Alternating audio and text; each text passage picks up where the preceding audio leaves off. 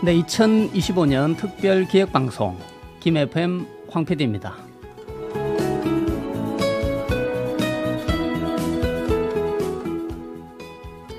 네, 오랜만에 여러분께 인사드립니다.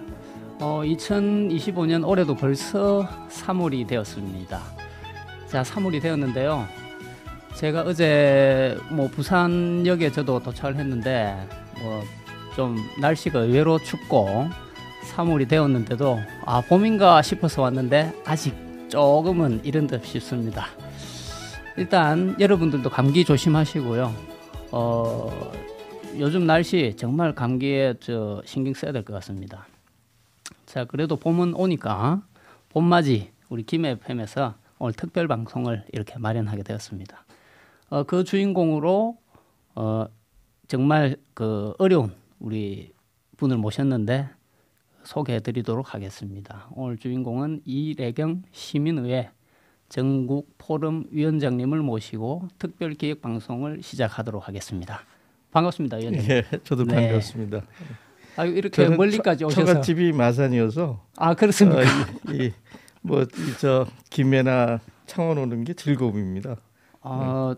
그렇겠습니다. 저도 부산 오는 게 즐거움이었는데 저희 어머님이 아직 부산에 계시기 때문에. 그다음에 KTX를 KTX 산천을 탄생시킨 제가 주역 중에 한 사람이에요. 그렇습니까? KTX를 타고 오는 것도 또 나의 과거 추억을 하는 또 하나의 추억의 여행이기도 합니다. 안 그래도 제가 조금 그 위원장님 경력을 주요 활동하신 좀 그걸 봤는데 공부를 좀 했습니다. 저도 숙제를 주셔가지고 했는데 보니까 호이스트 한국 주식회사 대표이사 거기서 좀 호이스트라면 제가 알기로는 무거운 기중기 같은 거 호이스트 짐을 옮기고 그게 아니고 그 유체 동력학을 이용한 동력 전달 시스템의 세계 최고의 기업이고 독일 기계공업 순위로 한 10위권쯤 하는 종업원이 한 4만 명 되는 그런 국제기업 중엔 중견기업 수준이죠. 거기서 이제 대표이사까지 역임하시고 한국 합자기업의 대표. 네네네. 그럼 거기서 저희 철도하고 무슨 저희가 85년부터 철도하고 인연을 맺어서 철도의 주요한 동력차는 전부 재선을 통해서 탄생했습니다. 대단하십니다. 마지막에 제가 은퇴하기 전에 탄생시킨 게 KTX 산천인데 그 당시 한국 기술로는 산천이 탄생할 수가 없었죠. 그래서 그 주요한 동력 시스템과 앞에 그 페어링 시스템이라고 하는 중년 연결 시스템 그걸 제가 공급해주고 나왔습니다. 너무 대단하십니다. 아니요, 저한테는 먹고 살자고 한 일이었지만 하나의 추억거리입니다. 동력 시스템은 이제 고속 전철 말씀하시는 거잖아요. 그렇습니다. 그 정도로 300km 이상 빠른 속도로 달릴 그런 아직까지 그 당시에는 지금은 자연스럽게 생각할 수 있는데 그 당시에는 우리 기차 해봤자 이제 새마을호 같은 경우에 제일 빨랐고 그렇게 하면 서울까지 4시간이나 4시간 반 정도 걸리는데 지금은 한 반 정도밖에 안 걸리지 않습니까? 역시 대단한 일을 하셨네요. 우리 너무 중요한 분을 모셨네 오늘 이 자리에. 하여간 저한테는 먹고 살자고 한 일이지만 그래도 우리 사회 기회했다라는 측면에서는 자부심도 있습니다. 제가 오히려 감사드립니다. 이 자리를 빌어. 그리고 우리 간단히 다시 한번 우리 위원장님 소개를 제가 드리자면 현재는 지금 사단법인 다른 백년 명예이사장님 역임하고 계시고 그다음 주권자 전국회의 상임공동대표로 활동하고 계십니다. 활동했고. 그건 했고. 그래서 오늘 저희가 이제 특별 기획으로 방송을 김해 FM에서 이런 보도 프로그램을 이제 마련을 했는데 특별히 사실 조금 전에 앞에서 제가 봄이지만 봄이 아직까지 오지 않았다. 그것을 지금 우리나라 정치권도 마찬가지로 저는 생각이 들거든요. 따뜻한 봄이 언제 올까? 그런 생각에서 특별히 그 시기를 하루라도 빨리 앞당겼으면 좋겠다 하는 뜻에서 저희 김해 FM에서도 이런 자리를 또 위원장님을 이렇게 모셨습니다. 자, 저희가 마을 미디어로서 김해 FM이 한 발짝 더 나아가기 위해서 조금 더 정책이나 이런 정치적으로 좀 더 관심을 일반 시민들도 가져야 되지 않나 그런 뜻에서 지금 시민의회에서도 주로 활동하시고 시민의회와 풀뿌리 민주주의 그다음에 그로 더불어 저희 마을 미디어가 어떤 역할을 앞으로 해야 되는지 그럼으로써 좀 더 따뜻한 봄이 한 발짝 더 빨리 다가올 수 있지 않나 싶어서 이런 시간을 마련했습니다. 오늘 이 자리 좀 편안하게 차 앞에 있는 거 차도 한잔 하시고 예. 그 주제는 좀 무겁지만 좀 가볍게 자연스럽게 될 수 있도록 그 한번 시간을 엮어 보도록 하겠습니다.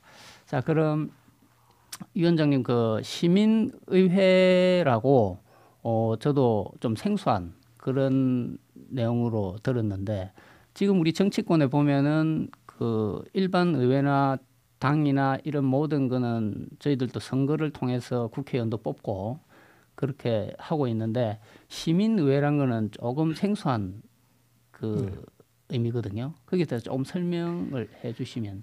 우선 그 개념부터 설명을 드리면 네네. 현재 대의제는 네. 4년 내지 5년에 한 번씩 하는 선거를 통해서 의회든 행정부든 이제 우리 대표자를 선출해주는 그 선거 방식 정당 중심의 대의제라고 얘기할 수 있죠. 네. 근데 시민의회는 선거를 통하지 않고 주로 무작위 추첨을 통해서 우리 주권자, 유권자의 구성을 뭐 연령별, 나이별, 성별, 나이별, 지역별, 직업별, 뭐 학력별 등등을 비례적으로 민주적으로 압축해서 수백 명이 모여서 주어진 현안을 토의하고 심의하고 토의하고 심의해서 집단 지성이 작동되도록 하는 추첨식 의회. 네네. 그러니까 기존의 대의식은 선거식 의회라 하면 그렇죠. 지금 기존에 있는 국회는 저 선거를 통해서 네. 하는 대의제 민주주의 방식으로 뽑힌 분들이고 네. 지금 말씀하시는 시민의회는 우리가 직접 참여해서 직접 참여 아주 작은 단위에서는 직접 참여가 가능하지만 네네. 광역 단위나 전국 단위가 하면 추첨의 방식을 통할 수밖에 그렇죠. 없죠. 추첨을 통해서 그러니까 이렇게 선거하고는 그 차별이 차이가 그렇습니다. 있는 거죠. 그러니까 읍면동이나 네. 기초 단위는 꼭 추첨 방식을 고집하지 않아도 돼요. 적극적인 부분들이 직접 참여해서 말하자면 타운홀 미팅이라든지 민회 방식으로 진행이 가능한데 광역 단위부터는 그게 불가능하죠. 그때는 광역 단위부터는 우리가 층화별 무작위 추첨이라는 방식을 통해서 이제 사람들을 선별하고 거기서 집단 지성이 작동하도록 그게 심의 토론하는 그 과정을 우리가 통칭 시민의회라고 얘기합니다. 그러면 시민의회는 지금까지 우리가 알고 있는 대의제에 대한 어떤 그런 의회하고는 조금 차이가 많은 것 그거를 같네요. 설명하려면 네네. 민주주의를 좀 설명을 해야 돼요. 그렇죠, 그렇죠. 우리가 통상 국민들이 생각할 때 민주주의 하면 딱 두 가지 기둥이 있습니다. 하나는 정당, 네. 하나는 선거. 그렇잖아요? 그렇죠. 예. 그런데 이 정당이든 선거든 주권자인 국민들한테는 자기가 선택할 수 있는 선택권이 없어요. 주어진 후보자, 주어진 정당에 대해서 고르는 거지 자기 자신의 생각을 표현해서 그것을 반영하는 시스템이 아니거든요. 그래서 그러면 지금은 당에서 낸 후보를 그렇습니다. 국민들이 그 후보만 보고 그렇죠. 뽑는 거잖아요. 그러니까 수동적 선택이죠. 그리고 일시적 선택이고요. 그러니까 주어진 선거 때만 작동을 하죠. 그렇죠. 그래서 그 그리스의 그 현자였던 아리스토텔레스는 네네. 선거 방식을 뭐라고 했냐면 엘리트들이 지배하기 위한 과두제적 정치다라고 표현했습니다. 엘리트들끼리만 그 지배하기 위해서 네네네. 만들어낸 과도적 정치다. 또 18세기의 루소는 선거는 하루만 주권자지 유권자가 다음 선거가 올 때까지 4년이고 5년인 노예 생활을 하는 제도다. 아, 선거 날만 그러니까 대접을 받고 예. 선거가 끝나면 그거는 옆에서도 자주 보는 그거는 네. 정치인들이 결정한 거에 그렇죠. 우리가 복종할 수밖에 없으니까. 네네네. 그러니까 선거일만 주권자고 나머지 4, 5년 동안 우리는 노예 생활을 하는 게 선거제도다. 공감합니다. 예. 네. 그다음에 최근에 많은 경제학자들이 책을 써요. 선거제는 과연 민주적인가? 선거제는 민주적인가? 저기 검색하시면 네네. 여러 책이 뜹니다.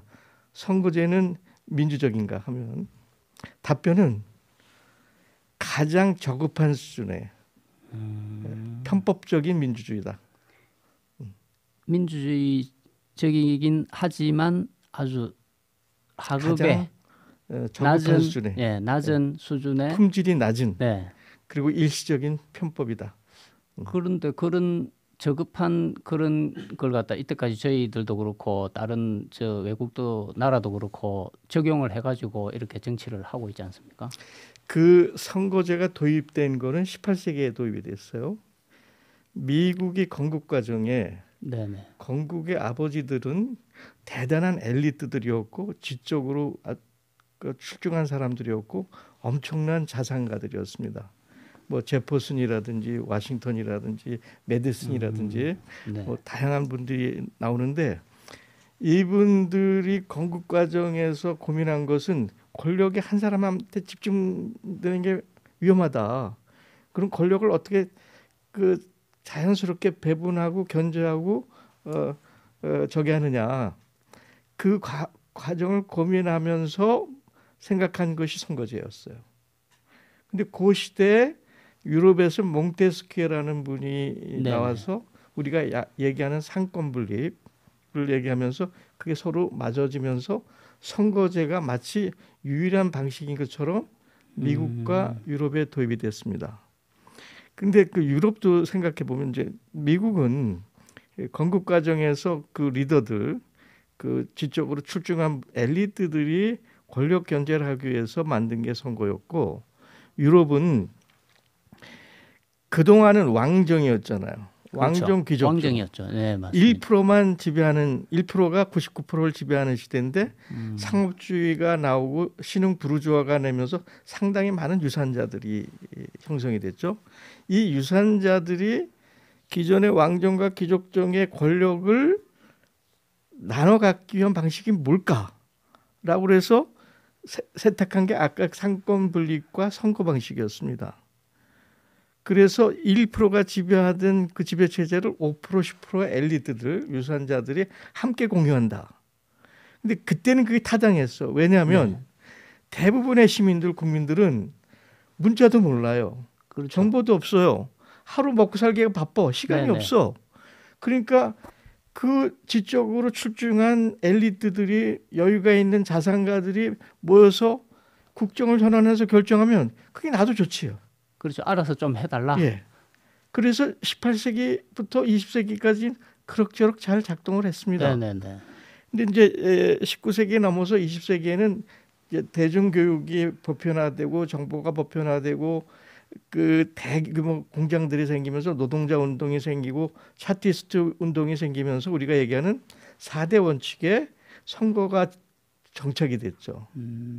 그래서 사실 여성들이 참정권을 가진 거는 20세기 중반 이후 얘기예요. 우리가 그렇죠. 우리가 민주주의가 뭐 18세기부터 여성들이 참정했다고 생각하면 안 됩니다. 맞습니다. 네. 그래서 우리가 생각하는 지금 대의적 민주주의가 작동한 거는 2차 대전이 끝나서 1980년대까지 불과 4, 50년만 작동을 했어요. 근데 현재 지금 전 세계를 보십시오.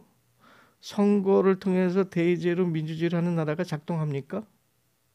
미국이 작동하나요? 일본이 민주주의입니까?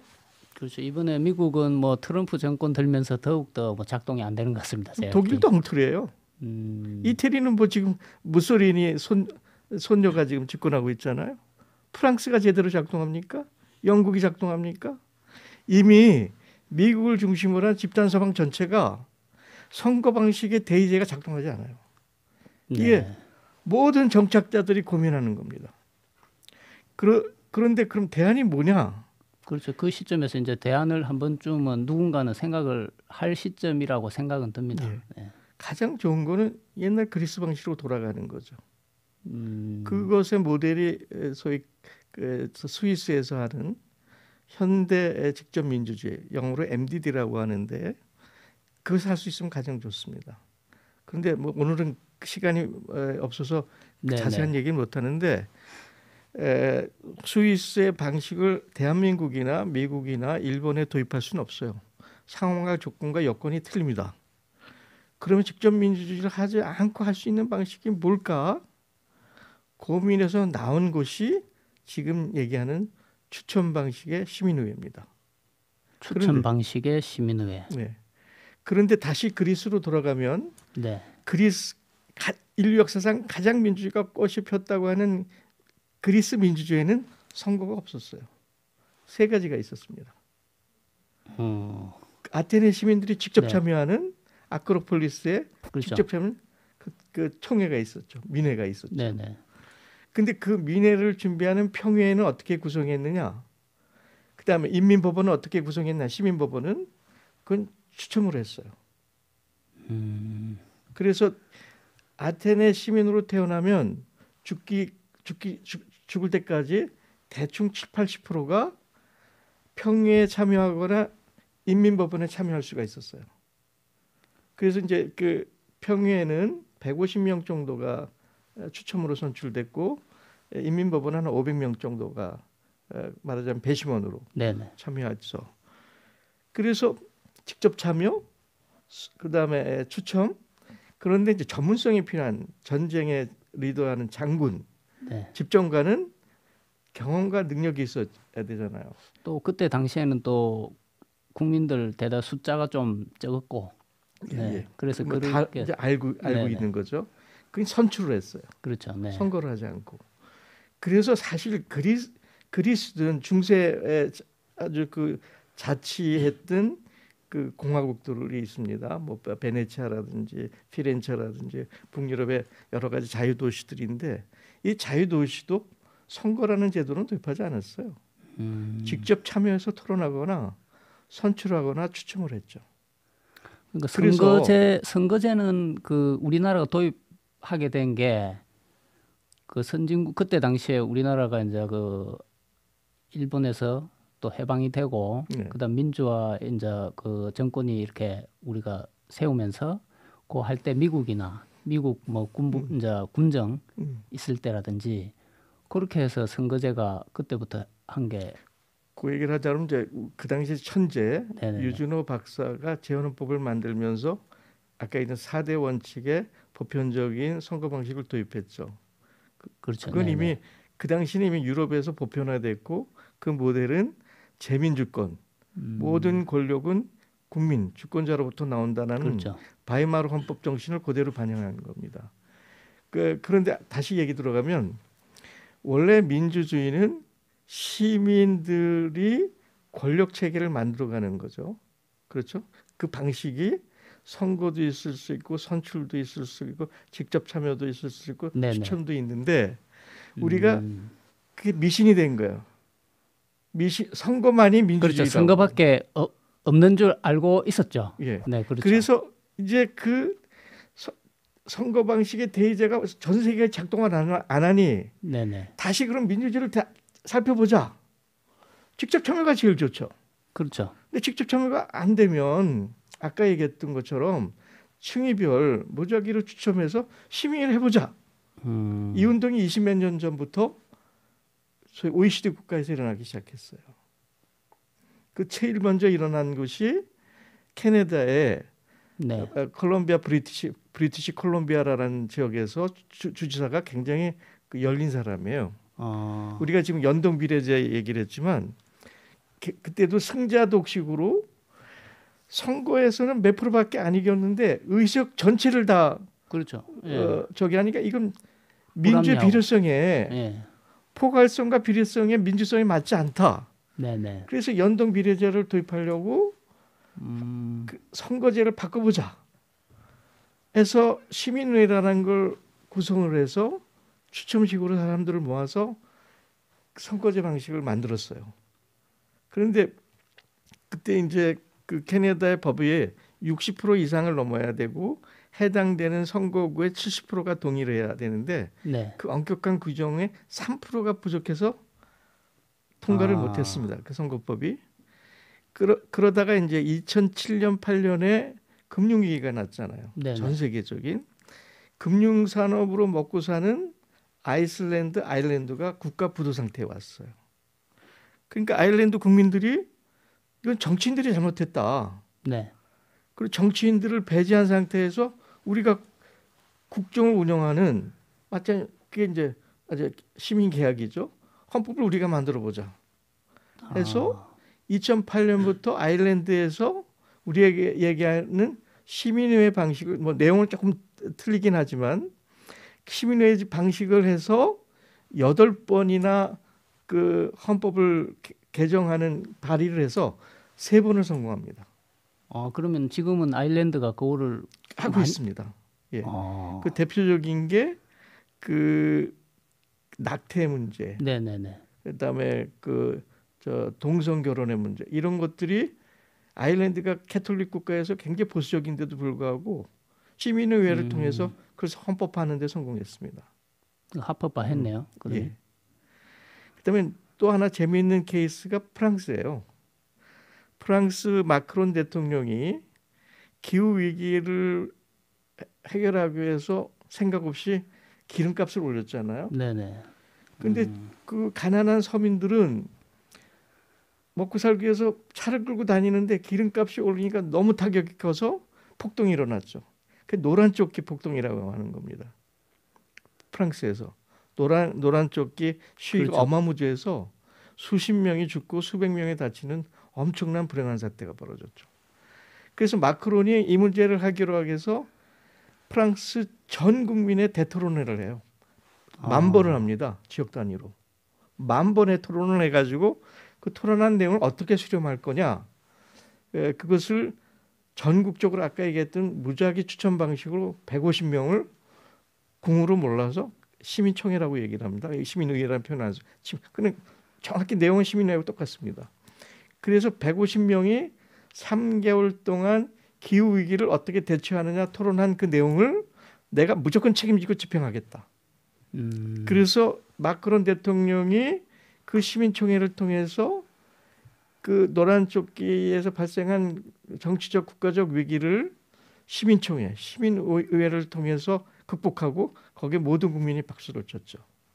그러한 사례들이 아일랜드뿐만 있었던 게 아니고 프랑스만 있었던 게 아니고 어디입니까? 벨기움에서 진행이 돼서 지금 브뤼셀도 시민의회를 법조화해서 시행하고 있고 핀란드에서도 지금 작업 중에 있고 독일, 이태리도 시민회 도입을 굉장히 진지한 주제로 현재 토론을 진행하고 있습니다.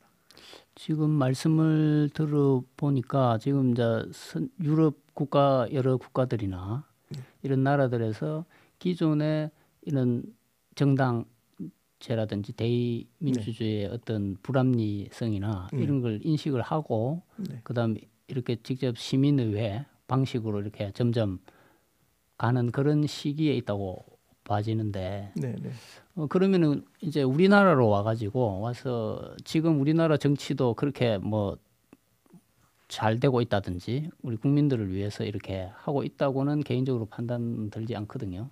우리나라가 시민회를 안 한 게 아닙니다. 했습니다. 이름만 달라요. 그게 공론화라는 방식으로 3번 이상을 했어요. 첫 번째는 문재인 정권이 출범하면서 원자력 발전을 할 거냐 말 거냐. 그렇죠. 그래서 그때 한 뭐 600명인가 대단히 많은 사람들이 모여서 그 토론도 하고 전문가들이 찬반의 전문가들이 프레젠테이션하고 그걸 중심으로 많은 토론을 해서 네네. 현재 진행 중인 건 진행하되 앞으로는 원자력 발전하지 않는다라는 결론을 냈죠. 그것이 사실 시민회의 방식입니다. 근데 다만 아쉬운 게 그렇게 중요한 그 의제를 공론화하는 그렇죠. 과정에 국민들이 거의 배제가 됐어요. 그냥 한 구석에서 벌어져서 국민들이 그 의제가 어디까지 진행되는 과정을 네. 일상적으로 피드백을 받지 않은 상태에서 아, 모인 사람들끼리 전문가들끼리 토론하면서 결론을 낸 그러니까 반쪽짜리 시민회의가 됐죠. 그 뒤에 또 했습니다. 김진표 씨가 국회의장이 돼서 선거법을 고쳐야 되겠다 네네. 해서 엄청난 돈을 들여서 KBS하고 선거법 개정 공론화를 했어요. 그 아, 근데 놀라운 게 처음에 참여한 사람들의 의견을 물었고 심의 토론화해서 나중에 낸 결론이 전혀 틀려요. 그래서 김진표 의장이 주도해 스폰서를 해서 한 선거법 개정 운동 토론 내용이 네네. 선거관리위원회가 추천한 내용하고 거의 같습니다. 근데 여기서 참 웃기는 게 국회의장이라는 자가 그 수십억의 예산을 투입해서 해서 만서 공론화를 해서 국민들이 수기를 해서 결정했으면 그걸 집행해야지. 그렇죠. 자기 뜻하고 틀리다고 그냥 덮어버렸어요. 쓰레기통에 아, 버렸습니다. 이런 자가 정치에서는 안 되는 거죠. 또 했습니다. 국민연금이 얼마나 중요합니까? 우리 미래. 그렇죠. 국민연금. 네. 그 여야가 타협이 안 되니까 여야가 타협 안 된다고 국민연금 공론화를 했어요. 국민들이 알고 있습니까? 모르고 있어요. 거의 모든 좀 많은 분들이 모르고 있는 상황이죠. 그런 그러니까. 부분은. 네. 그런데 시민의회를 그렇게 시민회의가 공론화죠. 그 공론화는 온 국민이 아까 얘기했던 그 비례의회에서 참여를 해야 되고, 그렇죠. 그렇죠? 거기선 수기와 토론과 집단지성이 작동이 돼야 되고, 그 모든 내용을 전 국민이 숙지해야 되거든요. 그리고 결정을 모두가 따라줘야 되는데 우리의 공론화 과정은 형식만 갖췄고 장식만 갖췄지 실적인 내용과 그 집행력을 갖추지 못한 반쪽짜리 공론화 시민회의를 네네. 3번을 했습니다. 그래도 하긴 했다는데 좀 반쪽짜리. 네네. 거기서 아까 그 PD님도 얘기하셨지만 가장 중요한 것은 시민회가 결정한 것을 반드시 법적으로 입법이 필요하면 법적으로 행정조치가 필요하면 행정력으로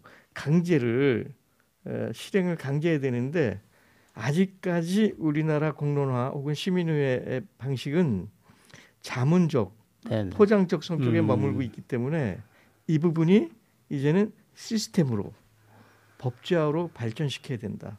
그래서 아까 저기 위원장님하고 저희가 방송 들어오기 전에 네. 잠시 이렇게 대화를 나눴는데 그때도 제가 질문을 그런 식으로 해요. 이걸 어떻게 하면은 이렇게 아무리 좋은 의견을 모아도 그게 적용이 안 된다면 좀 무용지물이 않느냐 하는 질문도 해봤는데 아무튼 그 문제가 제일 좀 중요한 것 같습니다. 제 제가 생각에는. 답변을 드릴까요? 네네. 근데 저 분위기가 너무 열졌습니다. 이 속도를 그 차도 있는데 따뜻한 차를 한 잔 드시면서 지금 우리가 개헌하자고 그 지금 제일 유력한 후보는 이재명 씨는 얘기를 안 하고 약자의 수많은 사람들이 그렇죠. 개헌해서 자기 대통령이기를 3년으로 하고 해서 그 총선하고 네, 엊그저께 보니까 언론에 보니까 다 모여서 네. 그런 토론도 하고 이렇게 하던데. 그런데 지금 개헌의 헌법 개정의 핵심은 권력 구조가 아니죠. 시민 주권, 네. 시민의 삶의 내용을 다뤄야죠. 그래서 헌법 개정의 내용은 권력 구조 내용은 차라리 부차적인 얘기입니다. 국민 주권을 맞습니다. 국민의 삶의 품질을 어떻게 개선하느냐가 보다 중요한 거잖아요. 거기선 예를 들어서 입법, 행정, 사법을 나눠서 얘기할게요. 입법에서는 지금 국회의원들이 입법권을 독점하고 있어요. 이거 안 됩니다. 주권자인 시민들이 시민 발언권, 네. 시민 입법권을 가져야죠. 그렇죠? 그리고 입법 과정의 공론화 과정이 시민회 방식으로 모든 국민들이 참여하고 토론하고 결정해가는 공론의 과정이 제도화돼요. 이게 훨씬 더 중요한 얘기죠. 행정으로 갈까요? 지금 제왕적 대통령이라고 하는데 네. 그 행정의 효율을 높이기 위해서 대통령 권력이 강력한 건 좋아요. 그러나 그 행정 수반의 권력을 견제해야 되잖아요.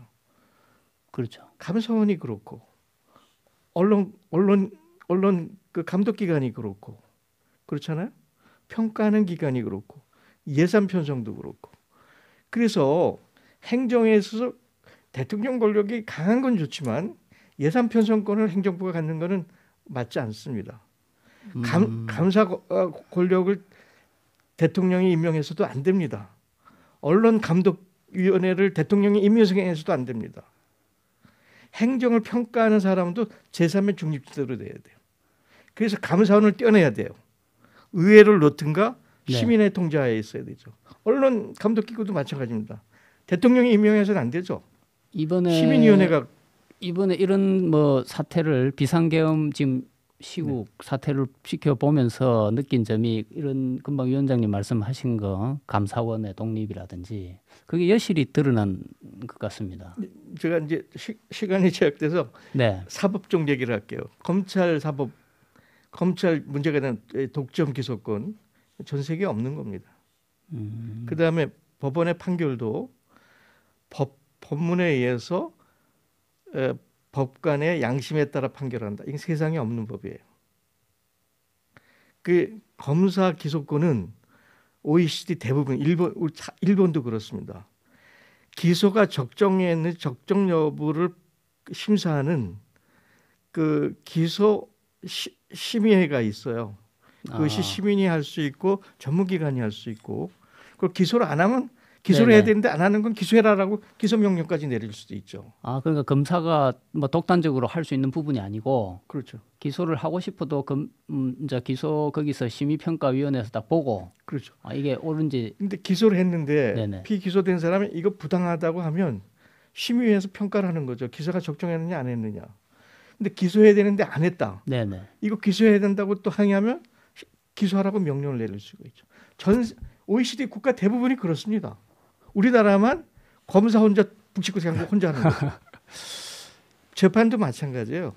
선진 국가는 법관 혼자 판결하는 경우가 없습니다. 참심제도나 배심제도나 해서 오히려 시민판사가 주고 시민판사가 판결한 내용을 법기술자인 판사가 정리하는 거죠. 혹 그렇죠. 그게 참심제라고 그럽니다. 아니면 배심제는 배심원들이 유무죄를 판단해주면 양형을 이제 선진국가는 다 그렇게 해요. 그런데 우리나라 판사 믿을 수 있습니까? 오늘도 보세요. 그렇죠.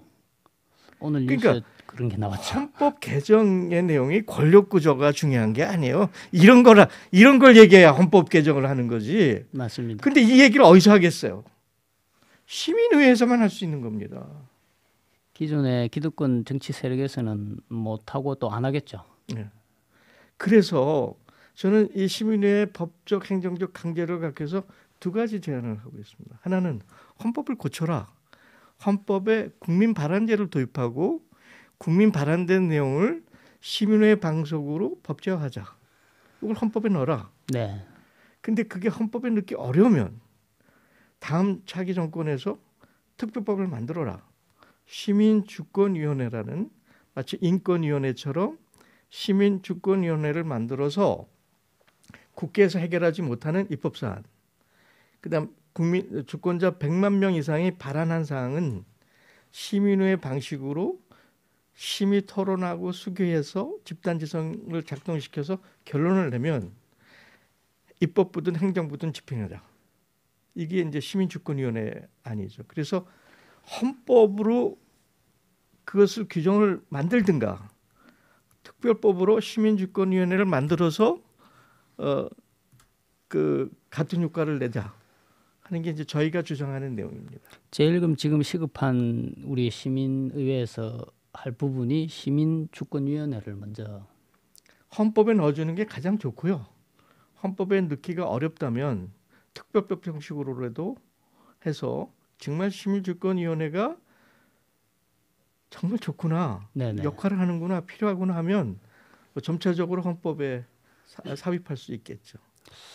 일단 위원장님 말씀 들어보니까 뭐 너무나 해결할 문제가 많은데 산적해 있는데 그 행정이라든지 네. 뭐 사법이라든지 우리나라 지금 문제가 너무 많지 않습니까? 지금 현재 정치 상황을 볼 때. 오늘 이 자리에 시간이 너무 부족하니까 일단 이렇게 이제 좀 그 말씀을 듣고 계속해서 위원장님 좀 모시고 다음에도 1편, 2편 뭐 계속 해야 될 것 같은데 이제 아무튼 뭐 오늘은 얘기를 그렇죠. 내려가야 될 것 같은데. 오늘은 좀 이제 그 맛만 조금 봤다 이렇게 생각이 들고 그다음 풀뿌리 민주주의 이렇게 말 그대로 말씀 그대로 이게 민주주의도 뭐 풀뿌리 그런 기초적인 아주 거기서부터 이렇게 다시 봐야 되고 다시 이렇게 해야 될 것 같습니다. 그 중에서 저희가 이제 지금과 같이 미디어를 하고 있으니까 이제 마을 미디어를 지금 저희가 김 FM이든지 다른 또 우리 마을에 여러 그 방송들 그러니까 시민들이 직접 참여하는 그런 방송들이 있습니다. 그 마을 미디어하고 우리 시민의회하고 앞으로 어떻게 그 해야 될 부분이 있는지. 그러니까 이제 미디어는 다시 말하면 이제 공론의 장의 촉매제고 네. 그 운동장이죠. 그래서 그 미디어 혹은 공론의 장은 현대 민주주의뿐만 아니라 우리 역사에서도 중요했죠. 언로라고. 그렇죠. 그래서 왕도 언로를 통해서 백성들이 얘기하면 함부로 못했죠. 맞습니다. 우리 조선 시대는 언로가 열렸던 세상입니다. 네네. 중국도 당태종부터 시작해서 그 간원이라고 그러죠. 그 사간원들이 얘기하면 황제가 마음대로 못했어요. 그게 백성들의 목소리를 듣는 공론의 장 미디어가 열려 있었거든요. 그런데 이 미디어가 어느 순간에 망가지기 시작해요. 그 언제부터 망가졌냐?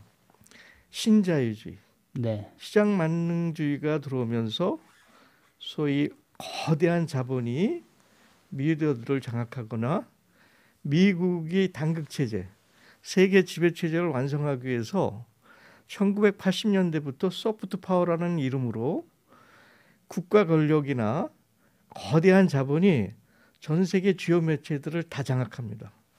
우리가 알고 있는 무슨 뭐 저 CNN이니 BBC니 뭐 뉴욕 타임즈니 워싱턴 타임즈니 다 그 권력자와 거대한 자본의 딸랑이에요. 그렇죠. 자본이죠. 하수인입니다. 자본이 자본으로 따라가는 거죠. 우리나라 조선동화 일제강점기 맞습니다. 매판자본 아닙니까? 반민족 매판자본. 이 친구들이 아직도 우리 주류국론에 떠들고 있잖아요.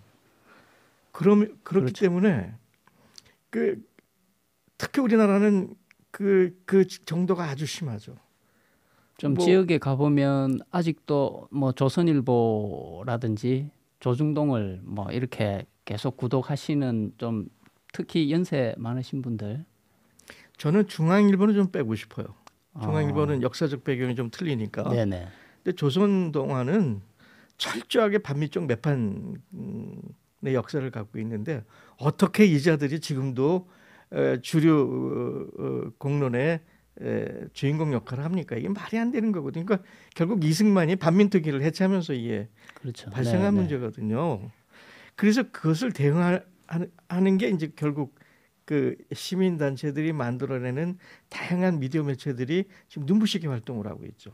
지난번 네, 총선에서 그렇죠. 우리가 뭐 압승은 못하지만 쾌승한 거는 이 시민 매체, 시민들이 만들어내는 미디어 매체가 결정적인 역할을 했어요. 제가 공감합니다. 네, 네. 지금도 이번 뭐 비상계엄 사태 때도 우리 유튜버들이 막 이렇게 하면서 또 다른 저쪽 그 보면은 좀 그 왜곡된 그런 쪽으로 보면은 거기도 뭐 가짜 뉴스라든지 이게 많지만은 그래도 일반 시민들한테 적극적으로 다가가고 올바른 그런 뉴스라든지 전달할 수 있는 방편이 또 색다른 새로운 그런 하나의 그 된 것이 유튜브 그다음 미디어 이런 쪽이 아닌가 그렇게 생각됩니다. 제가 부산, 울산, 대구를 가서 뭐 여러 번 강연을 하는데 아쉬운 게 이 그래도 이 민주 개혁적인 시민들이 주도해서 만든 미디어 매체들이 거의 전국적으로 영향을 미쳤는데 경상도 지역은 아직 영향을 못 미쳤어요. 그래서 제가 맨날 독촉하죠. 김해 FM이 있습니다. 그래서 이 경상도권이 특히 네. 그 민주 개혁적인 시민들이 주도하는 미디어 매체 개발이 대단히 아주 중차대한 일입니다. 더 필요한 것 같습니다. 그리고 이제 그 얘기를 풀뿌리하고 얘기하면 모든 민주주의는 삶의 근거지에서 출발하는 거예요. 읍면동이 가장 중요한 거죠. 마을이. 그렇습니다. 네. 그 마을 위에 기초가 있는 거고, 기초 위에 광역이 있는 거고, 광역 위에 주권의 단위의 국가가 있고, 그다음에 세계가 있는 거예요. 네. 그걸 이제 보충성의 원리라고 그래요. 모든 시장은 자기가 발달하고 있는 자기 삶의 터전, 읍면동 마을이죠. 그렇잖아요. 그렇죠. 네. 예. 그래서 모든 시스템과 정치와 아젠다들은 결국은 이 마을, 자기 삶의 근거지서부터 출발해요.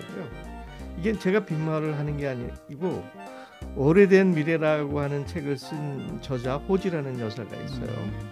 그 호지라는 여사가 현재 미국의 사회연대 네트워크의 대표를 하고 있는데 네. 이분이 하는 슬로건이 뭐냐면 Think globally, 생각은 세계적으로 하지만 실천은 act locally. 실천은 자기 마을서부터 마을, 하자. 네. 또 그 칼폴란이라고 혹시 아실 겁니다. 거대한 전환이라는 책을 쓰신 분이 있는데 이미 그분은 자본의 탐욕, 자본의 자기 증식을 이제 악마의 맷돌이라고 표현하고 네네. 이 악마의 맷돌과 저항하고 여기서부터 싸워서 이길 수 있는 거는 레저널 플래닝이라고 해요.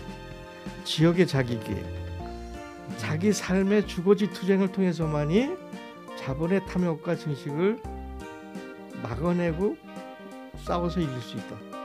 그게 거대한 전환의 마지막 주제입니다. 그래서 가장 중요한 건 필병 민주주의죠. 네. 그러면 이제 그게 마을이든 이 기초로 이제 마을과 기초는 다행히 가지고 있는 삶의 현안이나 주제가 대충 공유가 돼요. 그렇죠? 근데 광역만 가면 현안과 이해가 복잡해져요. 국가가 가면 뭐 훨씬 더 그렇죠. 시끄럽고 대립적이고 이게 세계로 가면 뭐 전쟁까지 일어나는 거죠. 그래서 마을과 기초는 그나마 자기 생활에 구체적이고 직접적인 거니까 이해도나 현안이나 주제가 대충 그 공동의 기반을 가지고 있습니다. 그래서 여기서 중요한 건 뭐냐? 그 현안의 아젠다를 누가 세팅하느냐? 아젠다를 누가 제기하느냐? 현안 테이블에 올려놓느냐? 그렇죠? 두 번째는 그 내놓은 현안을 토론하기 위해서 누가 소지권을 갖느냐?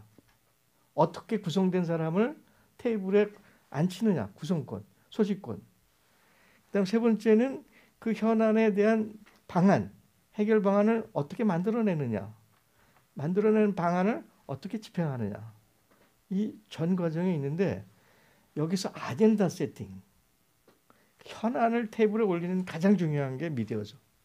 마을 미디어죠. 그게 마을 미디어 역할이다. 예. 그리고 거기서 출발해서 나머지 그 테이블에 모이는 사람의 구성의 문제도 네. 미디어가 영향을 미칠 수가 있고 그 해결 방안도 테이블뿐 아니라 테이블 밖에서 끊임없이 정보를 제공하고 압력을 가할 수 있는 거죠. 그렇잖아요.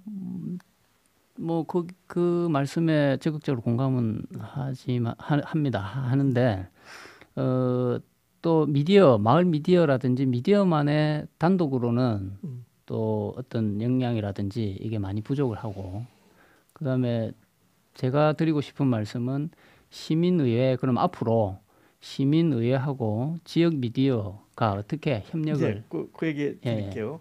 일단 그 미디어 매체가 이제 온라인 SNS만 하는 것도 중요하지만 마을 단위나 기초 단위에서는 온오프가 결합되는 게 중요합니다. 왜냐하면 네네. 미디어만 갖고는 내용은 전달이 되지만 인간이 갖고 있는 이 감성적인 거, 이 공감이 잘 형성이 안 되거든요. 근데 인간은 저 커뮤니케이션이 전체적인 교감을 통해서 이루어지거든요. 그렇죠. 그래서 네. 온오프를 결합하는 게 대단히 중요하고 다양한 사람들의 다층적 연대와 결합이 이 미디어 매체하고 같이 결합이 되는 게 이상적이고요.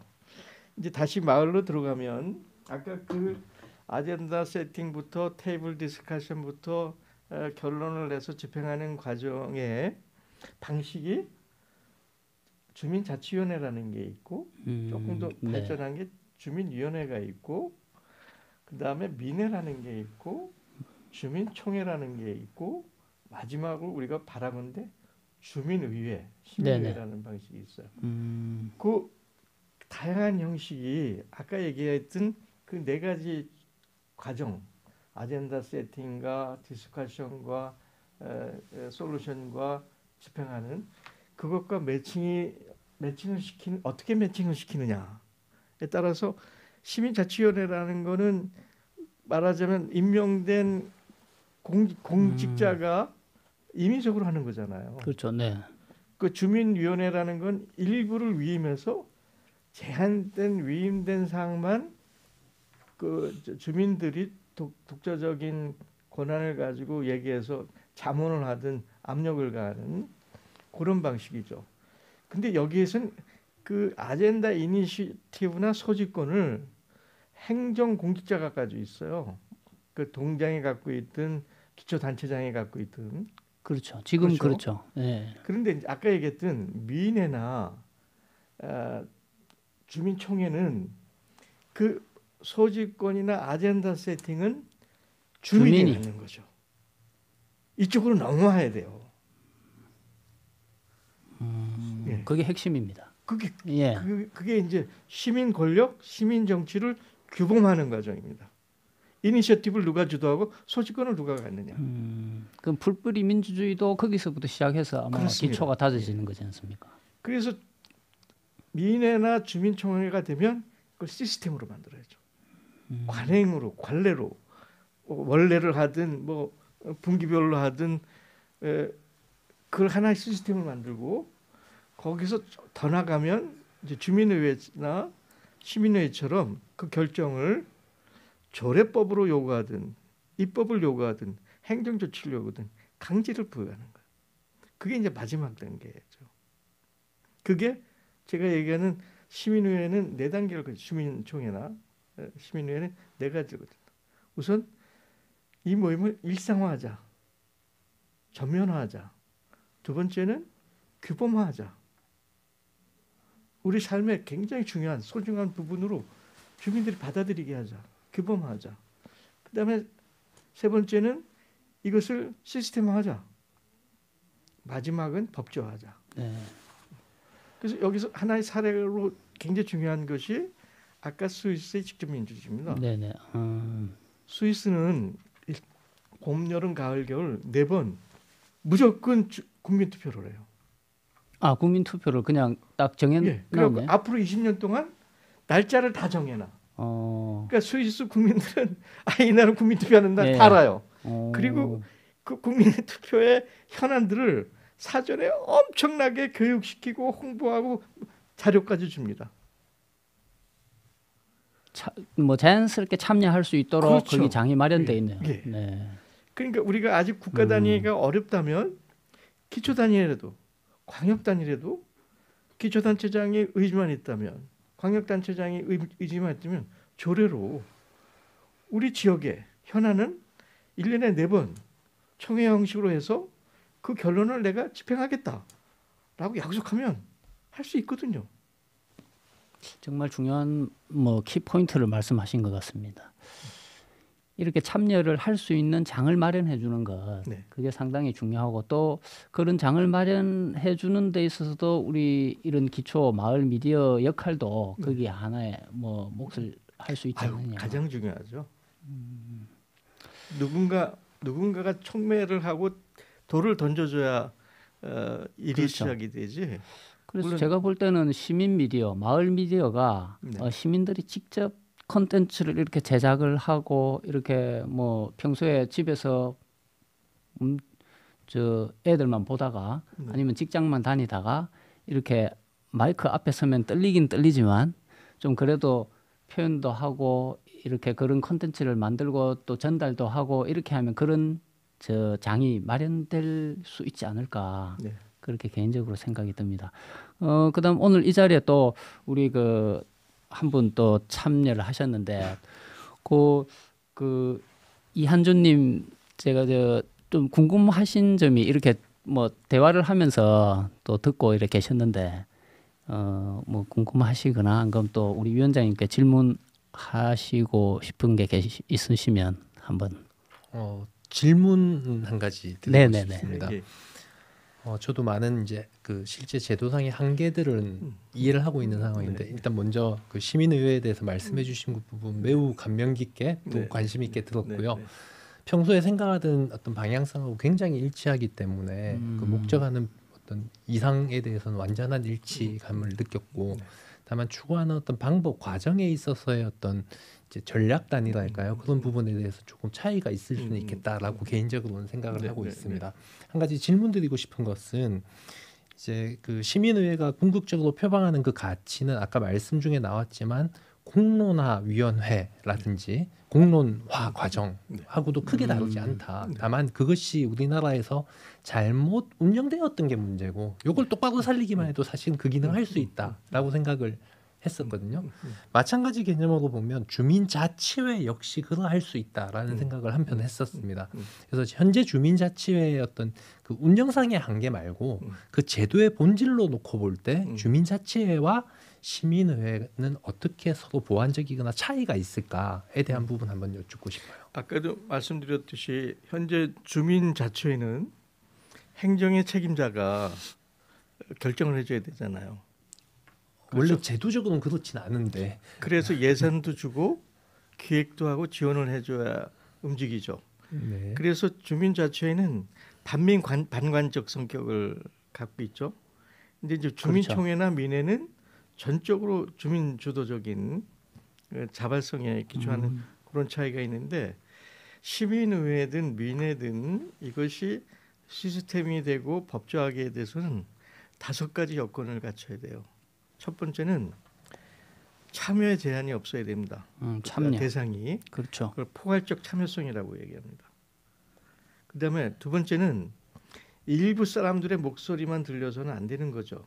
아까 얘기했듯이 그 대상 주민들 그 규모의 주민들의 그 구성이 민주적으로 그렇죠. 아주 압축되는 맞습니다. 민주적 비례성을 가지고 있어야 돼. 다양한 목소리를 담아내는 민주적 비례성을 가지고 있어야 됩니다. 그렇죠? 그렇죠. 예, 그게 예. 상당히 중요하죠. 한쪽으로 너무 쏠리면 안 되고 네. 뭐 그렇죠. 그다음에 그 진행 과정이 모두에게 공개되고 투명해야 됩니다. 밀실에서 이루어져서는 안 되는 거죠. 그러니까 현안의 문제를 모집하는 것도 투명하게 공개적으로 생활의 문제점이 뭐냐고 모집하면서, 그래서 그 아젠다를 결정하고 우선순위를 정하는 과정도 모두가 다 투명해야 되겠죠. 그렇죠? 그래서 모든 진행이 네. 투명하고 공개적으로 이루어져야 됩니다. 네 번째는 그 토론의 과정이 이루어지는데 반드시 숙이라는 과정을 거쳐야 돼요. 그러니까 필요한 현안이 주어졌을 때 그 현안에 대해서 전문가가 필요하면 전문가 얘기를 듣고, 뭐 공직자 얘기도 듣고, 네. 의견이 있는 사람들을 듣고, 다양한 정보와 의견들을 개진한 상태에서 토론과 수기를 거쳐서 집단지성이 작동해야 됩니다. 집단지성이 작동해야 돼요. 그다음에 마지막으로는 그런 토론에 뭐 한 번에 만나서 결정이 나면 제일 좋지만 그렇지 않거든요. 너무 시간 제약을 갖지 말고 기회가 될 때마다 5번이고 10번이고 만나다 보면 아까 얘기했듯이 공적 이성이 작동이 돼요. 참여한 사람이 나도 이 공동체에 책임을 다해야지라는 그 사명감, 공인이 그렇죠. 돼요. 자기 목소리가 또 들어갔고 이렇기 때문에. 그래서 다양한 의견들이 하나의 의견으로 수렴이 됩니다. 그래서 그걸 이제 다수와 집결의 과정, 의견의 다수와 집결 과정이라고 하는데 우리가 다수결이라는 걸 우리가 얘기할 때는 50.1%, 0.74%에 됐다고 온 세상을 다 이게 다수결은 아니거든요.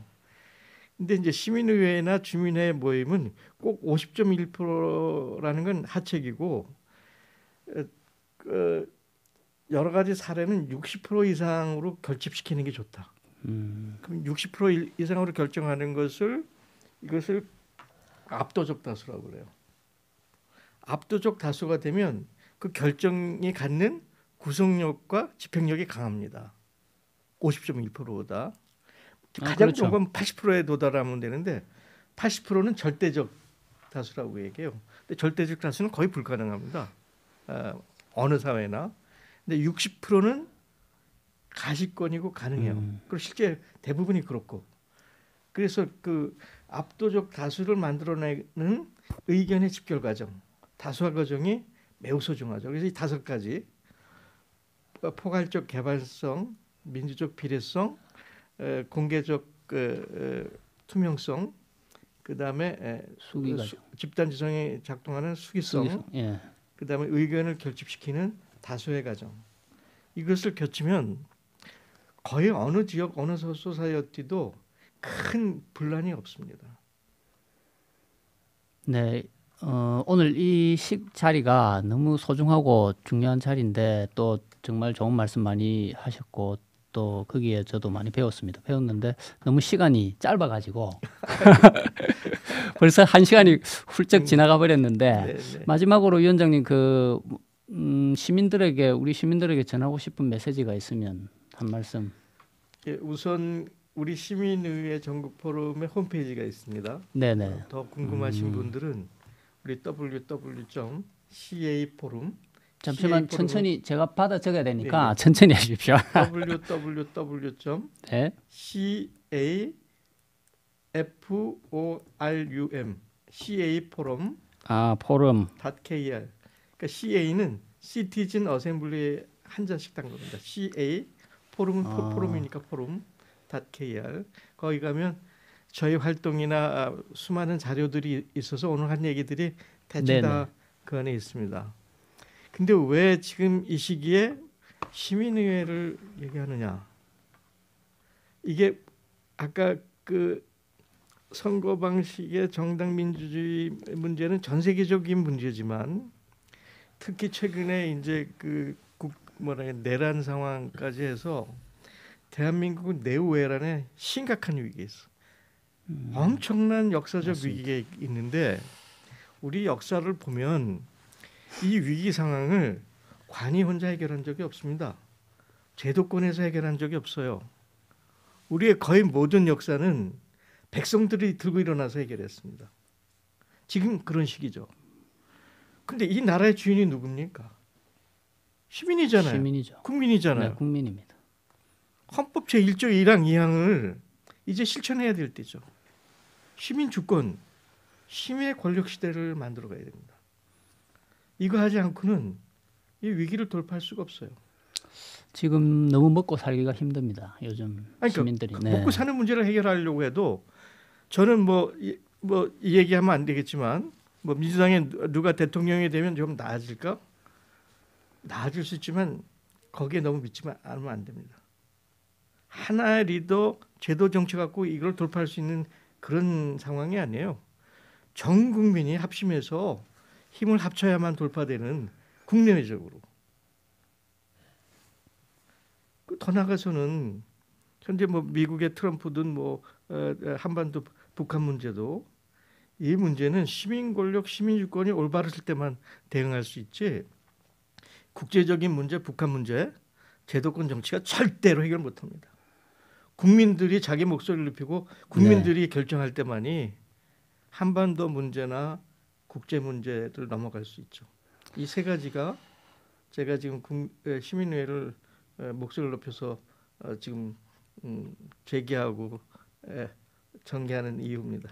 아, 네, 정말로 좋은 말씀이었고, 저는 개인적으로 이게 그 정치라는 게 뭐 이게 다른 정치인들만 정치하는 게 아니다. 우리 시민들 그다음 제가 생활이다, 생활. 생활이 좀 잘 되고 먹고 살기가 좀 나아지려면 좀 더 저희가 적극적으로 참여하고 그래 해야만이 정치가 좀 올바로 되지 않을까. 정치가 올바로 되면은 우리 아이들이 올바로 크지 않을까. 그러면은 우리 대한민국 미래가 또 밝지 않을까 그렇게 생각이 듭니다. 자, 오늘 특별 방송 기획을 통해서 우리 이래경 위원장님 모시고 이렇게 깊이 있는 이야기를 나눌 수 있었습니다. 멀리 이렇게 찾아주셔서 다시 한번 감사드립니다. 저는 뭐 초대해 주셔서 너무 고맙습니다. 반갑습니다. 네, 반갑고요. 그 사회 변화를 이끄는 힘 그리고 우리가 함께 만들어갈 더 나은 미래에 대한 고민을 다시 한번 되새길 수 있는 시간이었기를 바랍니다. 자, 청취자 여러분들께서도 오늘 방송을 통해서 새로운 시각과 통찰을 얻으셨기를 바랍니다. 자, 오늘 이 시간 이제 시간이 벌써 이렇게 돼서 너무 짧고 이래 됐는데 정말 감사드리고 앞으로도 우리 김해 FM 다양한 목소리를 담아내고 있는 의미 있는 이야기를 전달할 수 있도록 노력하겠습니다. 함께 해주신 모든 분들께 감사드립니다. 그다음 계속해서 저희들은 뭐 좋은 방송으로 여러분들을 찾아뵐 거고요. 지금까지 수고하신 분 제작의 김해 FM 라디오 도시락, 연출의 조아라, 진행의 저 황 PD였습니다. 감사합니다. 수고하셨습니다.